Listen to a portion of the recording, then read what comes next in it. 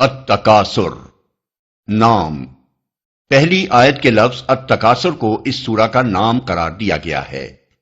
زمانہ نزول۔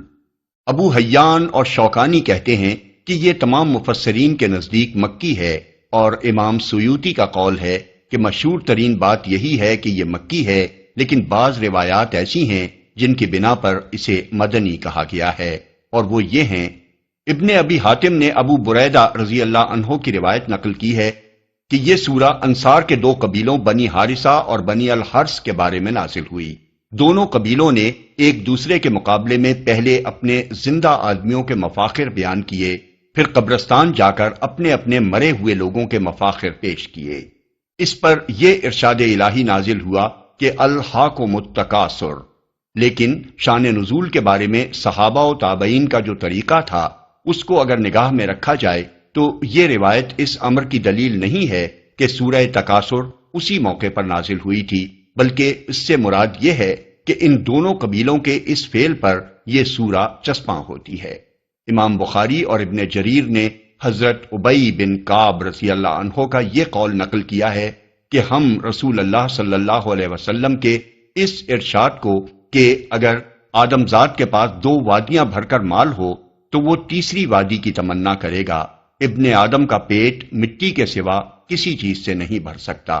قرآن میں سے سمجھتے تھے، یہاں تک کہ الہاکم التکاثر نازل ہوئی۔ اس حدیث کو سورہ تکاثر کے مدنی ہونے کی دلیل اس بنا پر قرار دیا گیا ہے کہ حضرت ابی مدینے میں مسلمان ہوئے تھے، مگر حضرت ابی کے اس بیان سے یہ بات واضح نہیں ہوتی کہ صحابہ کرام کس معنی میں حضور صلی اللہ علیہ وسلم کے اس ارشاد کو قرآن میں سے سمجھتے تھے۔ اگر اس کا مطلب یہ ہو کہ وہ اسے قرآن کی ایک آیت سمجھتے تھے تو یہ بات ماننے کے لائق نہیں ہے، کیونکہ صحابہ کی عظیم اکثریت ان اصحاب پر مشتمل تھی جو قرآن کے حرف حرف سے واقف تھے۔ ان کو یہ غلط فہمی کیسے لاحق ہو سکتی تھی کہ یہ حدیث قرآن کی ایک آیت ہے؟ اور اگر قرآن میں سے ہونے کا مطلب قرآن سے ماخوذ ہونا لیا جائے تو اس روایت کا مطلب یہ بھی ہو سکتا ہے کہ مدینہ طیبہ میں جو اصحاب داخل اسلام ہوئے تھے انہوں نے جب پہلی مرتبہ حضور صلی اللہ علیہ وسلم کی زبان مبارک سے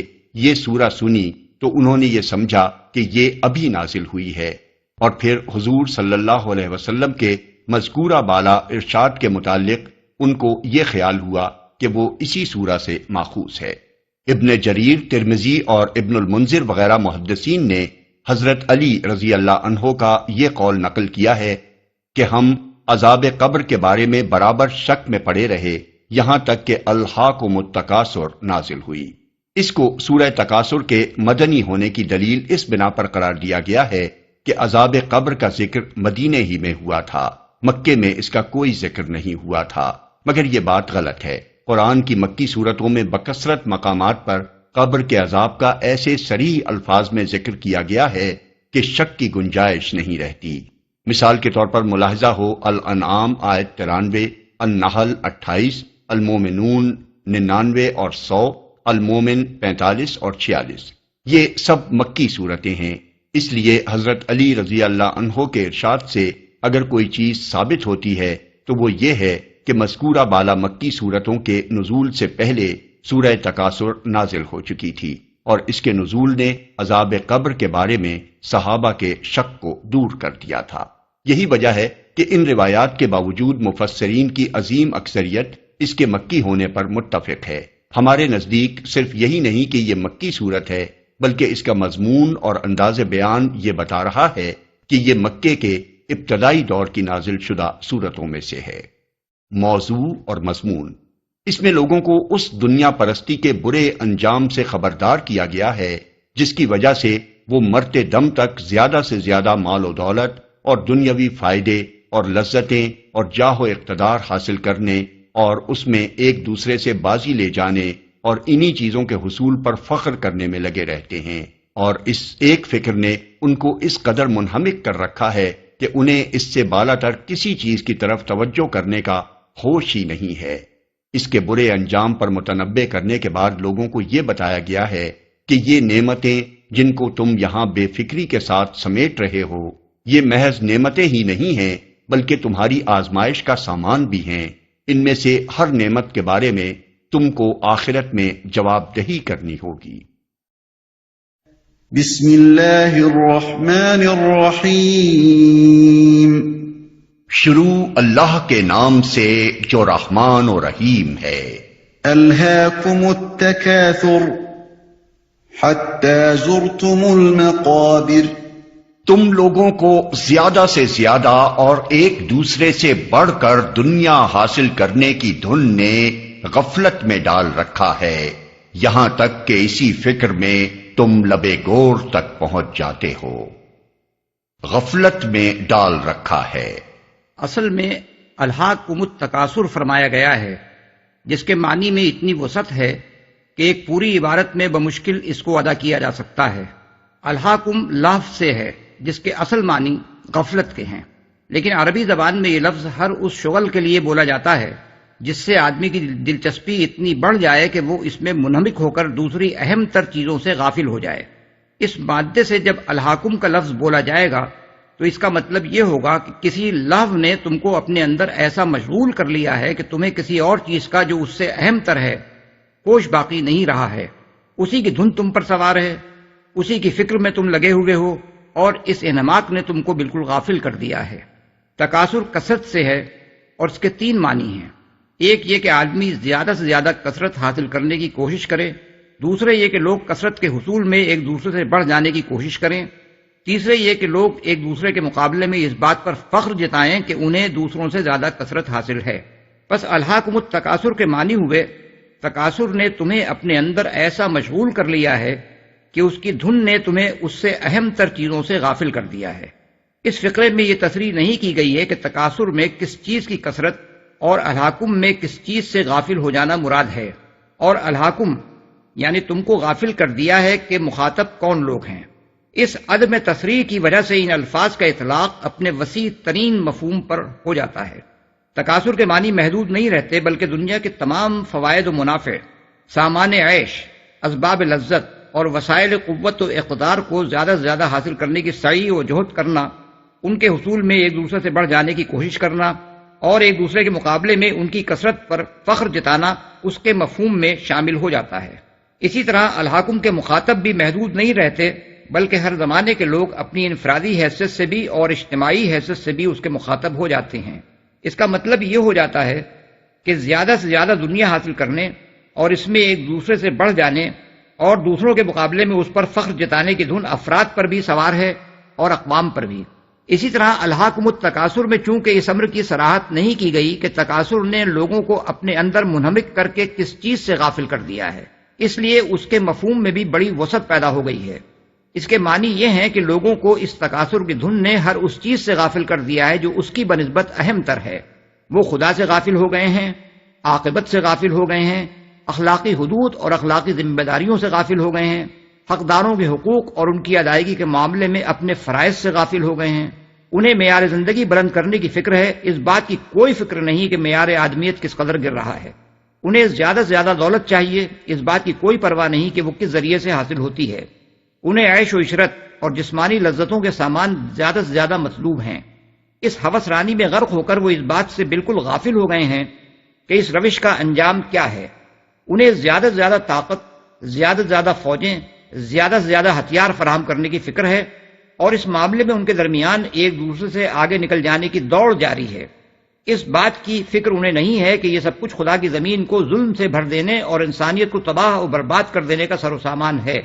غرض تکاثر کی بے شمار صورتیں ہیں جنہوں نے اشخاص اور اقوام سب کو اپنے اندر ایسا مشغول کر رکھا ہے کہ انہیں دنیا اور اس کے فائدوں اور لذتوں سے بالا تر کسی چیز کا ہوش نہیں رہا ہے۔ لبے گور تک پہنچ جاتے ہو، یعنی تم اپنی ساری عمر اسی کوشش میں کھپا دیتے ہو اور مرتے دم تک یہ فکر تمہارا پیچھا نہیں چھوڑتی۔ کلا سوف تعلمون ثم کلا سوف تعلمون۔ ہرگز نہیں، ان قریب تم کو معلوم ہو جائے گا۔ پھر سن لو، ہرگز نہیں، ان قریب تم کو معلوم ہو جائے گا، تم کو معلوم ہو جائے گا۔ یعنی تمہیں یہ غلط فہمی ہے کہ متاع دنیا کی یہ کثرت اور اس میں دوسروں سے بڑھ جانا ہی ترقی اور کامیابی ہے، حالانکہ یہ ہرگز ترقی اور کامیابی نہیں ہے۔ ان قریب اس کا برا انجام تمہیں معلوم ہو جائے گا اور تم جان لوگے کہ یہ کتنی بڑی غلطی تھی جس میں تم عمر بھر مبتلا رہے۔ ان قریب سے مراد آخرت بھی ہو سکتی ہے، کیونکہ جس ہستی کی نگاہ ازل سے ابد تک تمام زمانوں پر حاوی ہے، اس کے لیے چند ہزار یا چند لاکھ سال بھی زمانے کا ایک چھوٹا سا حصہ ہیں۔ لیکن اس سے مراد موت بھی ہو سکتی ہے، کیونکہ وہ تو کسی انسان سے بھی کچھ زیادہ دور نہیں ہے، اور یہ بات مرتے ہی انسان پر کھل جائے گی کہ جن مشاغل میں وہ اپنی ساری عمر کھپا کر آیا ہے وہ اس کے لیے سعادت تو خوشبختی کا ذریعہ تھے یا بد انجامی اور بدبختی کا ذریعہ۔ كلا لو تعلمون علم اليقين